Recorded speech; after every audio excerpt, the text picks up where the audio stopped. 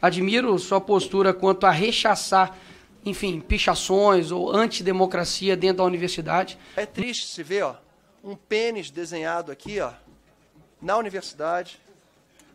A gente vê aqui, ó, a gente tem pró-maconha e com adesivos de candidatos políticos. Eu tenho que mostrar, é triste, mas boiceta é lindo.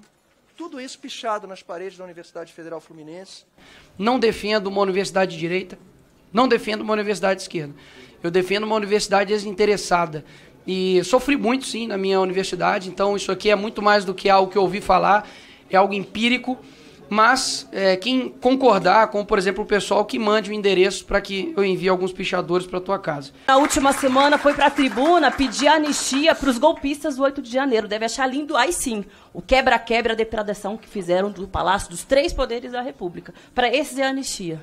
E para os universitários é criminalização que eles querem. Mostra a real faceta dos bolsonaristas. Inclusive, discordo de qualquer tipo de pichação, seja em patrimônio público aqui na Praça dos Três Poderes ou em universidades, para deixar claro para quem não entendeu.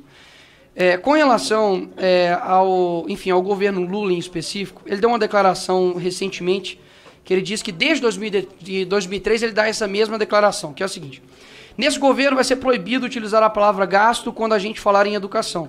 Educação é investimento, investimento de mais retorno que um país pode ter. Eu fiz aqui uma ordem cronológica para poder mostrar que o discurso não condiz com a prática no seguinte sentido.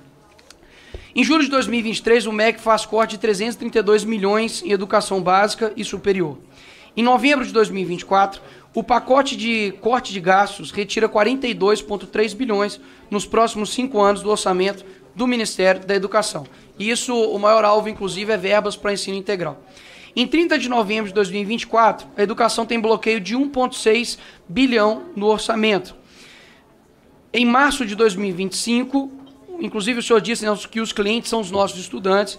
Os estudantes o receberam, abre aspas, que contradição, tem dinheiro para banqueiro, mas não tem dinheiro para educação. Isso é uma visita na Universidade Federal de Alagoas, após o governo Lula anunciar os cortes no orçamento do Ministério da Educação. E agora, neste mês de maio, a Academia Brasileira de Ciências, abre aspas, diz que o governo Lula está desmontando universidades.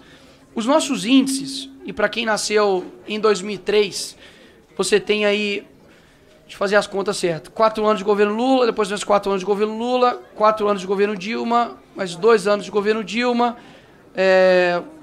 2 anos de governo Temer, 4 anos de governo Bolsonaro, e agora 2 anos de governo Lula, e se for reeleito, mais 4 anos de governo do PT. Ou seja, mais do que da metade do tempo de quem nasceu em 2003 é governado pelo Lula, ou pelo PT. E nós temos aqui alguns dados, ministro, de 1 em cada 8 brasileiros com ensino superior completo é analfabeto funcional. Em âmbito da matemática, nós estamos 93 pontos abaixo da média da OCDE, leitura 66 pontos abaixo da média da OCDE e ciências 82 pontos também abaixo da média da OCDE. Uma das coisas que eu gostaria de reivindicar antes de entrar nas minhas perguntas, que de fato são bem objetivas e técnicas, primeiro, pedir ao presidente da comissão que paute o projeto pelo fim da aprovação automática, na qual eu sou relator.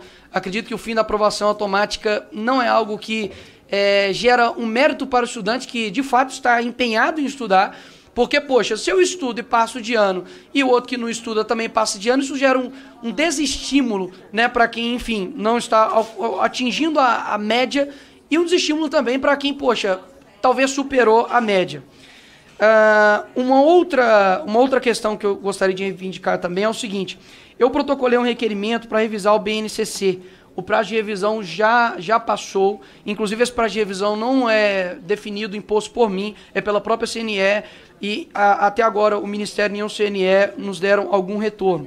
Eu também indiquei para que o SAEB de segundo ano passasse a ser censitário, até mesmo para que evite futuras distorções. O senhor, inclusive, disse que concorda com isso, então peço um apoio no senhor também a respeito disso. E, por fim, eu fiz questão de ficar aqui desde o início da sua apresentação para ouvir, enfim, os números do Ministério da Educação. Contudo, o que eu sinto, senhor ministro, é que a quantidade e número em si, ela não pode sobrepor a qualidade. Então, eu peço para que, se isso de fato for um norte do Ministério, para que o PNE seja, a bússola do PNE seja o critério de qualidade. para que a gente coloque critérios específicos e não somente questões de números. Eu vou tentar fazer com 30 segundos, já que todo mundo pediu os 30 segundos, eu vou usar os 30 segundos para finalizar aqui as minhas perguntas. Vou ler aqui no velocidade do Sonic. Como você explica a notória multiplicação dos contratos de governo com a OEI após o ingresso do antigo dirigente da organização na Secretaria Executiva do MEC? O MEC retirou o livro didático da educação infantil no rol dos objetivos do PNLD 2026. São os professores que escolhem se ou quais obras querem receber. Sobral, Singapura, Portugal e as melhores escolas particulares brasileiras utiliza. Vocês impediram as crianças de receberem porque não confiam nos professores ou porque não querem que o mesmo nível educacional de Sobral para todo o país. Inclusive, te dou mérito nesse sentido de Sobral.